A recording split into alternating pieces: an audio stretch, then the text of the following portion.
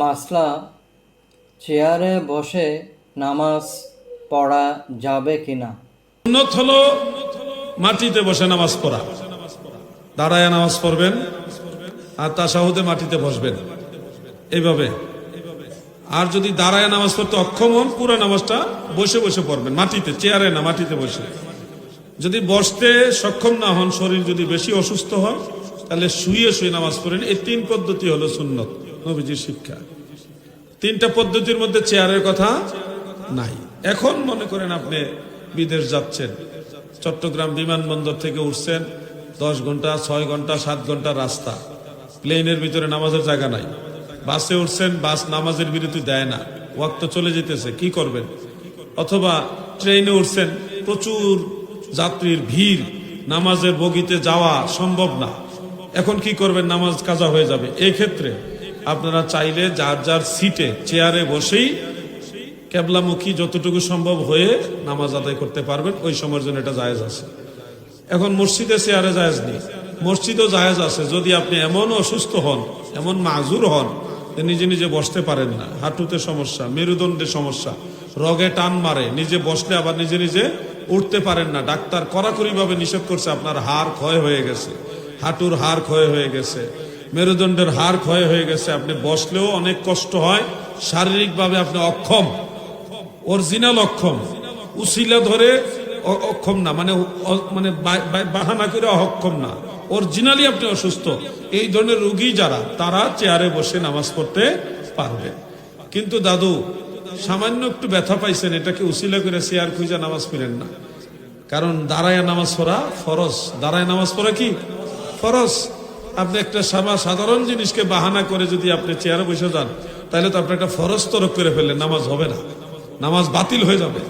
এই জন্য যদি অরিজিনালি আপনি অসুস্থ হয়ে থাকেন, সেক্ষেত্রে চেয়ার নিয়ে ডাইন পাশে বা বাম পাশে চলে যাবেন, যেন অন্য মুসল্লিদের ডিস্টার্ব না হয়। আবার চেয়ার দিয়ে কিন্তু কাতারও ঠিক রাখা যায় না, একটা ভেজাল। চাঁদপুর হাজীগঞ্জের এক মসজিদের ভিতরে, মসজিদের যে মেইন অংশের 3 ভাগের 1 ভাগ হইল চেয়ার। হঠাৎ করে একজন ছবি ছাড়ছে, মানুষ মনে করছে এটা একটা হল রুম।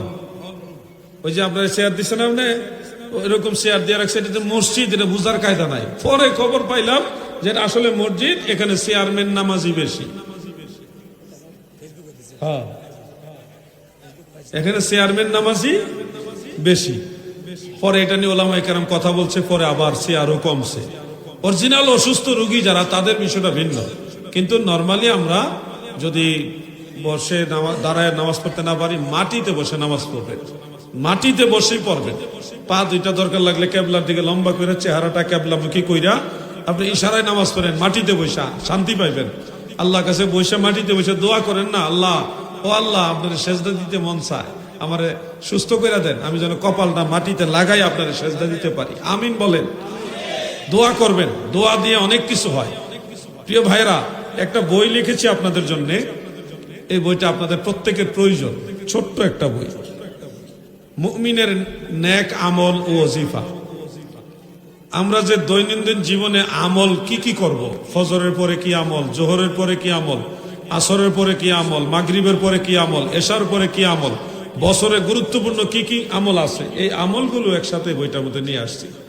ফজরের সুন্নত পড়লে কি নেকি, এশাকের নামাজ পড়লে কি নেকি, চাস্তের নামাজ পড়লে কি নেকি, জোহরের নামাজ 4 রাকাত সুন্নত পড়লে কি নেকি, তারপরে 12 রাকাত জোহর পড়লে কি নেকি, আসরের সুন্নত পড়লে কি ফজিলত, মাগরিব 7 রাকাত পরে আওয়াবিন নামাজ পড়লে কি ফজিলত, এশারের নামাজের সুন্নতগুলির কি ফজিলত, নফল নামাজের কি ফজিলত, বিস্তারিত এটার মধ্যে নিয়ে আসছি। আমলি বই, আকীদার অনেক বই লেখছি। এখন চিন্তা করলাম এটা আমলের বই লেখা দরকার। বেশি বড় লেখছি না, কারণ বড় করলে আমরা লেখক মানুষ, লিখতে চাইলে লিখতে মন চায়। পরে চিন্তা করলাম এটা ছোট করে লিখতে হবে, যেন সবাই আমল করতে পারে। এই বইটা আপনাদের ঘরে মহিলাদেরও প্রয়োজন হবে।